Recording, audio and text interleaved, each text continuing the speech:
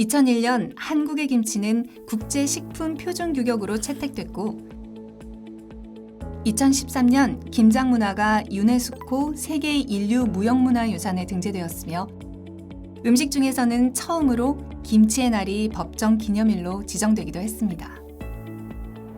11월 22일 김치의 날은 한국뿐만 아니라 미국 캘리포니아, 버지니아, 뉴욕, 워싱턴 DC 등에서도 채택되며 지구촌의 기념일로 점차 확대되고 있습니다. 우리 민족의 대표 음식 김치의 맛과 영양학적 가치에 세계가 주목하고 있는 거죠. 대체 김치의 어떤 점이 특별하기 때문일까요?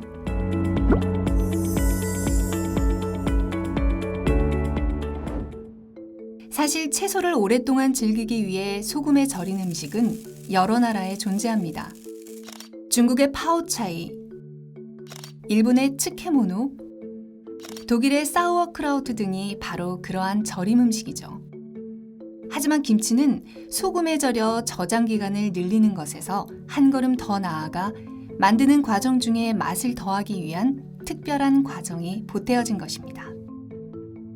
어떻게 다른지 대표적인 채소 절임 음식인 중국의 파오차이 조리 과정과 비교해보면 차이를 확실히 알 수 있습니다.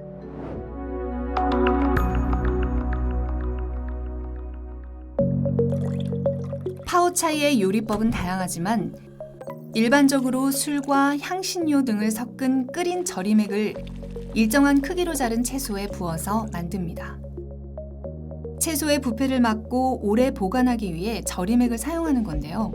일반적인 채소 절임의 방식이죠. 그러나 김치는 배추, 무 등 원료 채소를 소금에 절인 후 절여진 채소에 고춧가루, 파, 마늘, 생강 등 갖은 양념을 넣어 자연적인 젖산 발효를 유도합니다. 김치의 절임 과정은 발효를 위한 최적의 환경을 만들어주기 위함인데요. 여기서 동물성 발효식품인 젓갈이 들어가 다른 채소 절임과는 다른 김치만의 특별함을 만들어냅니다.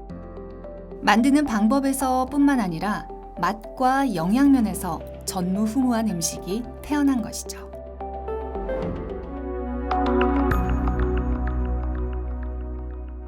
만드는 과정이 전혀 다른 만큼 그 맛도 다릅니다. 파오차이는 가열 과정을 거치기 때문에 원재료에서 유래되는 초기 유산균이 적고 방부용 향신료와 술, 식초 등이 들어가 젖산 생성이 적은 대신 초산과 유기산의 함량이 많아지면서 신맛이 강하게 납니다. 피클과 같은 음식이죠. 반면 파, 마늘, 생강 등 김치에 들어가는 향신 채소는 파오차이의 팔각, 월계수 등과 다르게 원물 그대로인 상태로 들어가 김치의 발효를 적절히 조정하면서 풍미를 더해주는 역할을 합니다. 그래서 김치는 파오차이와는 다르게 숙성 시간에 따라 다양한 발효의 맛을 보여주는데요.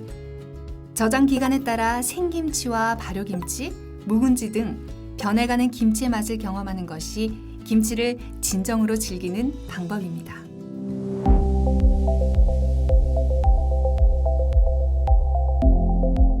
유해균 증식을 억제하기 위해 파오차이는 공기를 차단하는 것이 중요합니다. 그래서 보관 용기에 물을 부어 공기의 침투를 막습니다. 살균 과정과 높은 염도, 그리고 밀폐된 용기를 사용해 채소의 상태를 최대한 오래 유지해야 하는 거죠. 이와는 달리 김치는 파오차이에 비해 지속적으로 발효가 일어나면서 100배에서 1000배나 많은 유산균을 포함하고 있고 그 과정에서 가스가 많이 발생합니다. 그래서 가스 배출이 용이한 옹기를 보관 용기로 활용했습니다.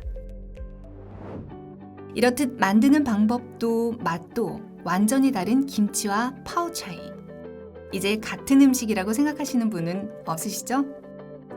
인류는 저마다의 문화를 적극적으로 교류하며 짧은 시간 동안 눈부신 발전을 이뤄왔습니다.